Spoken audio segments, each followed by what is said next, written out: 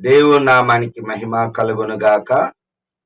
క్రీస్తునందు ప్రేమైన దేవుని బిడ్డలారా, ఈ దినము జూన్ 1వ తేదీ లేఖన భాగము యోహాను సువార్త 12వ అధ్యాయము 20 నుండి 50 వచనాలలో 47వ వచనము దేవుని యొక్క వాగ్దానము.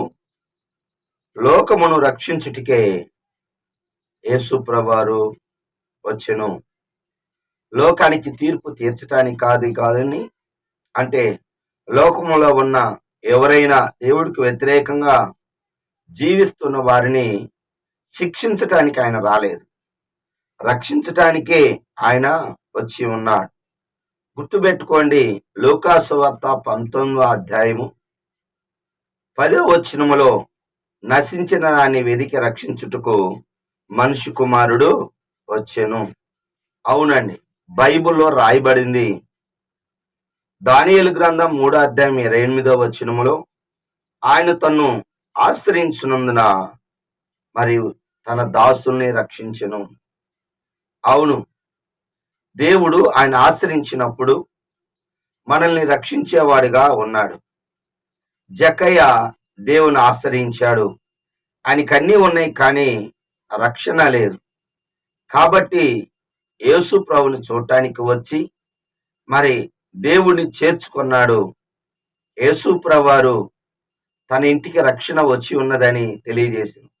అంతకుముందు తన ఇంట్లో విలువైన వస్తువులు ఉన్నాయి, కానీ బంగారు వెండి రక్షించ చేయలేవని. ఉగ్రత దినమందు నీ ఆత్మను రక్షించేది దేవుడే. ఏ రోజైతే యేసు ప్రభువారిని చేర్చుకొని తన ఇంటికి మరి తీసుకొని వచ్చాడో ఆ రోజే ఆ ఇంటికి రక్షణ వచ్చి ఉన్నది. మరి యేసు ప్రభువారిని నువ్వు చేర్చుకుంటే నేను శిక్షించడు. జక్కయ్య పాపి, కానీ మరి యేసు ప్రభువారు అతన్ని రక్షించాడు, పాపము నుంచి విడుదల ఇచ్చేశాడు.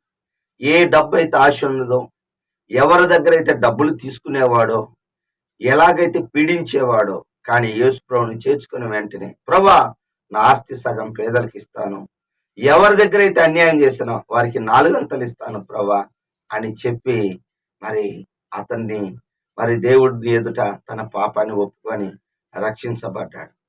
శిక్షించటానికి కాదు, రక్షించటానికి.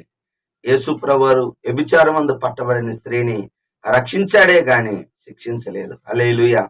ఒప్పుకోవలసిన పాపాన్ని మనం చూసినట్లయితే 37వ వచనము, మరి యేసు ప్రభువారు అనేకమైన సూచక్రియలు చేసినను విశ్వాసం ఉంచలేదు.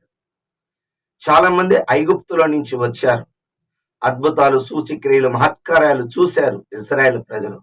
కానీ కీర్తన 106:13లో ఆయన చేసిన కార్యములను మర్చిపోయారు, విశ్వాసం ఉంచలేదు. అందుకే హెబ్రీయులకు రాసిన పత్రిక 3వ అధ్యాయం చివరి భాగంలో వారు అవిశ్వాసము చేత కానానులోనికి ప్రవేశించలేకపోయారు.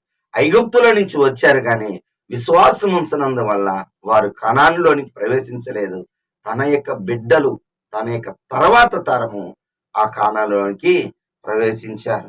దయచేసి నీవు నేను కూడా దేవుడు మనకి ఏదైనా కార్యం చేస్తే మనం ఆయన యందు విశ్వాసం ఉంచాలి. చివరిగా 26వ వచనం ఆజ్ఞ, ఆయన సేవిస్తూ మరి మనం వెంబడించవలను.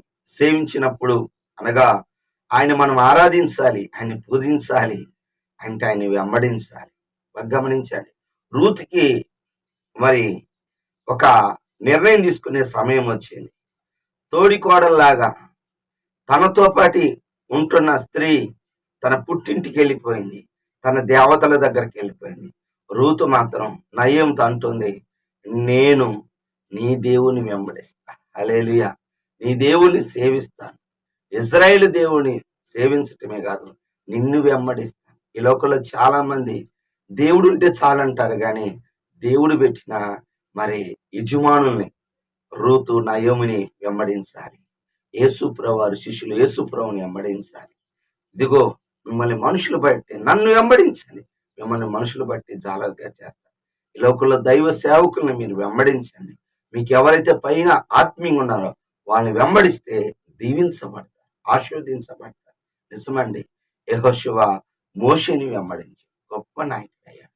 కాబట్టి నువ్వు సేవించాలి అంటే వెంబడించటం అనేది చాలా ప్రాముఖ్యం. అలాగా యేసు ప్రభుని నువ్వు వెంబడించవలసిందిగా ప్రేమతో మనం చేస్తూ ఈ యొక్క ఆజ్ఞను ఎప్పుడు ఫాలో అవ్వాలని యేసు నామములో మనం చేస్తున్నాను. ఇట్లారా ఈ దినము నువ్వు కూడా మరి ఆయన సేవించి ఆయన మరి ఇచ్చిన బహుమానం నువ్వు పొందవలసిందిగా ప్రేమతో మనం చేస్తూ ఈ మాటలు ముగిస్తున్నాను. ప్రార్థన చేసుకుందాం. ప్రేమ కలిగిన తండ్రి, యేసయ్యా నీకు వందనాలు. ఇప్పటి వరకునైనా నీ కృపలో నీ దయలో ప్రభా మమ్మల్ని రక్షించటానికి వచ్చావు నాయన. మేము విశ్వాసము ఉంచాలి, మాకు జరిగిన సూచిక్రియలు అలాగనే నిన్ను సేవించి వెంబడించాలి ప్రభా. అలా వెంబడించే కృప మాకు దయచేయమని, మహిమను తెచ్చుకోమని యేసు నామములో ప్రార్థిస్తున్నాను తండ్రి. ఆమేన్. తండ్రి యొక్క ప్రేమ, కుమారుని యొక్క కృప, పరిశుద్ధాత్మ దీవెన సదాకాలం మనందరి తోడుగా ఉండును గాక. ఆమేన్. హల్లెలూయా. దేవుడు మిమ్మల్ని దీవి